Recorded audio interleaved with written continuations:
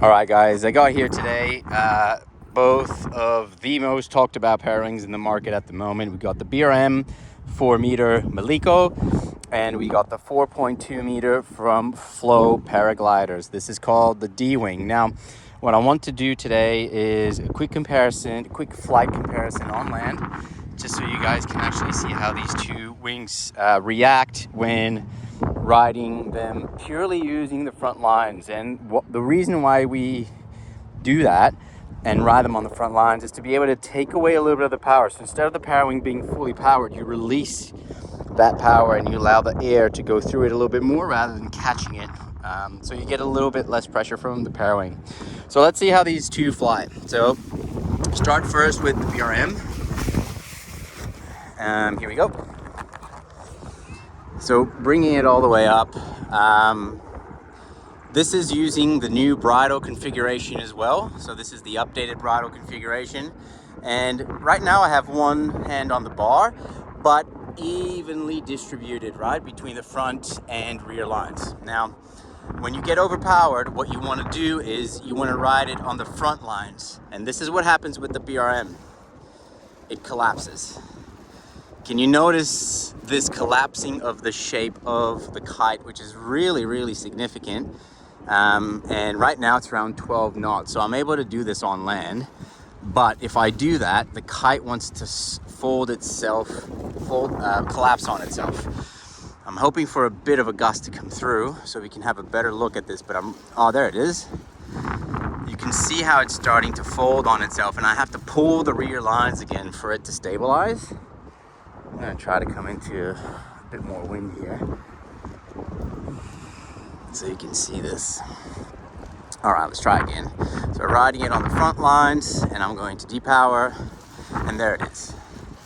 That's the collapse that we have with the BRM, and it's really, really pronounced, and you could see it with the shade on the kite there in the middle. It wants to just close itself. So that's what makes this kite a little bit tricky and a little bit erratic at times to fly in overpowered situations. So I'm trying to come a little bit closer to the wind line. Here we go, let's try that again. So holding the bar with the front lines, and it just collapses. So you can't ride it this way, because what it does, it'll start opening and closing, and it becomes actually really hard to hold on to the kite. Here we go, let's try it again. Fully collapsed, and then it just folds into itself. And this collapsing feature is probably what's making this kite really hard to fly in overpowered situations. Okay, so let's put this down for a sec.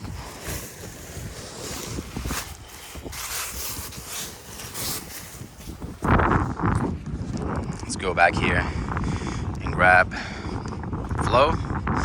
Now, the D-Wing is from this company called Flow Paragliders, and these guys know how to build bridle kites, paragliding company. So you can see straight into it.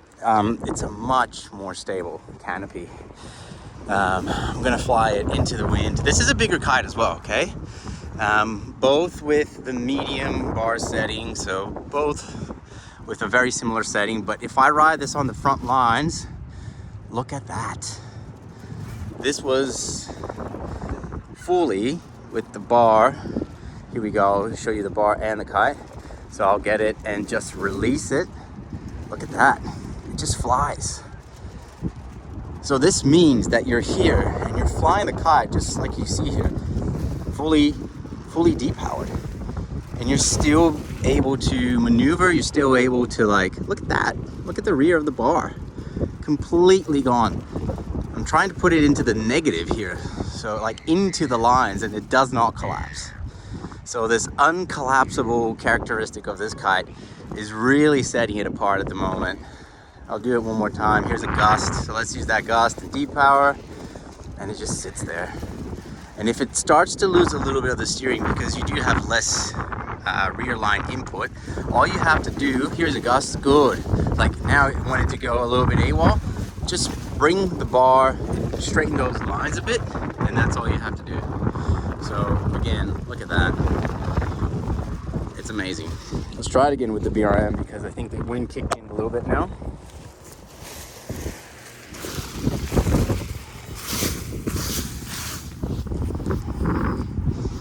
See if I can do that again and show you with a little bit more wind now. All right, definitely more wind now. So check out the reaction with the BRM, okay? Riding balanced and going to the front lines. Completely collapses. Riding balanced, and there it is. The kite just wants to close on itself. And if you're riding continuously like this, ultimately it just fails, and it does this weird motion where it just opens and closes really, really abruptly. So I'll film this from the side so you could actually see it with a different perspective. All right, different day now. We are in much stronger winds, around 18 knots, starting with the BRM.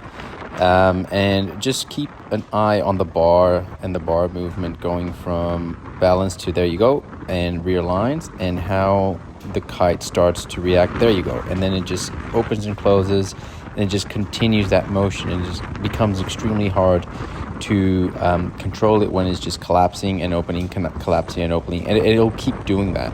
So it'll try to stay flying, but it'll close and open. So when you're doing any type of riding, and there you go again, that is overpowered, a BRM is certainly a bit of a handful at times. Moving on to the flow. Let's have a look now. Again, 18 knots, so a much better example of this, where I'm going from, there you go, just flying on the front lines and trying to actually make it hard on the kite to like bring it into that front line flying pretty quickly, and it just sits there. Really, really stable, really good kite.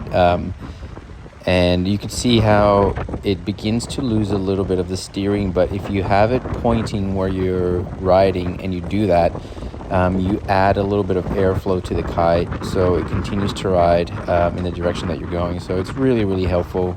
Much bigger wind range, and right there I'm just holding on the front lines and the actual lines, not even the bar. But very different flying capabilities from these both kites.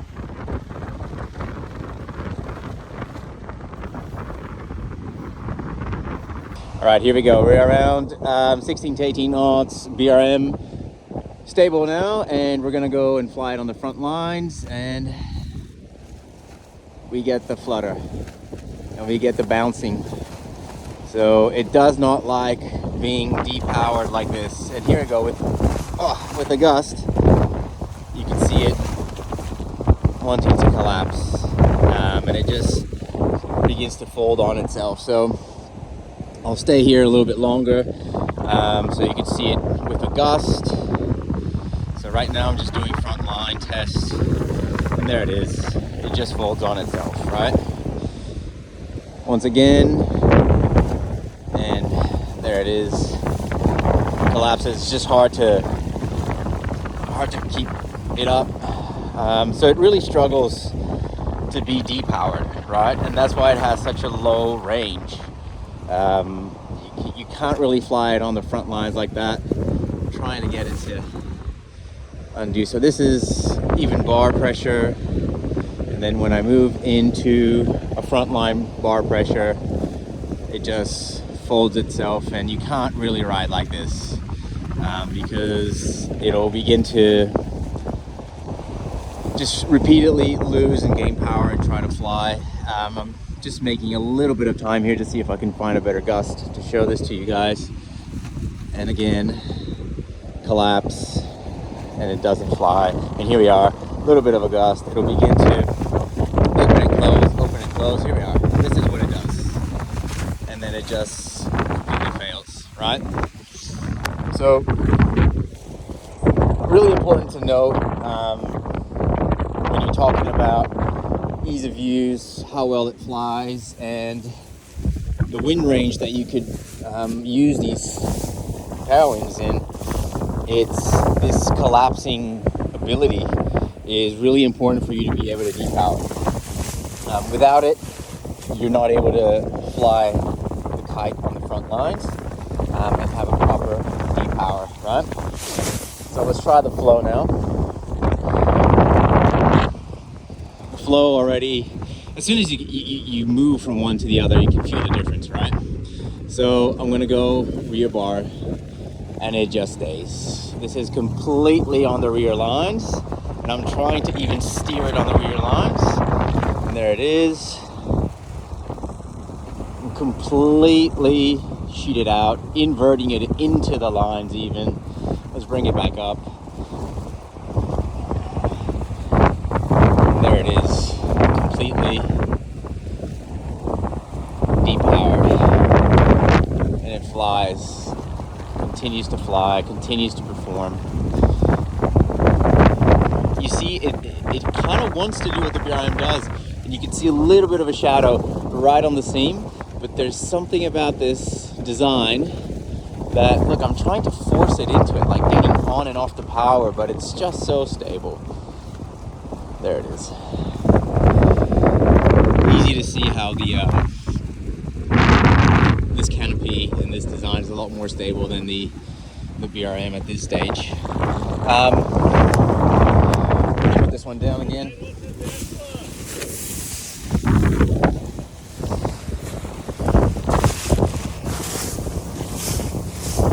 So just bear in mind when you're looking to get something, it's they are really different in how they fly. Similar sizes, 4 and a 4.2 meter, 4 meter the BRM, 4.2 meter the flow, but they fly extremely different. They feel very different. And right now, in a very short period of time, there's been a lot of evolution already in this design. So at the moment, the flow is pretty ahead, and yet to feel or test anything else that comes close to it.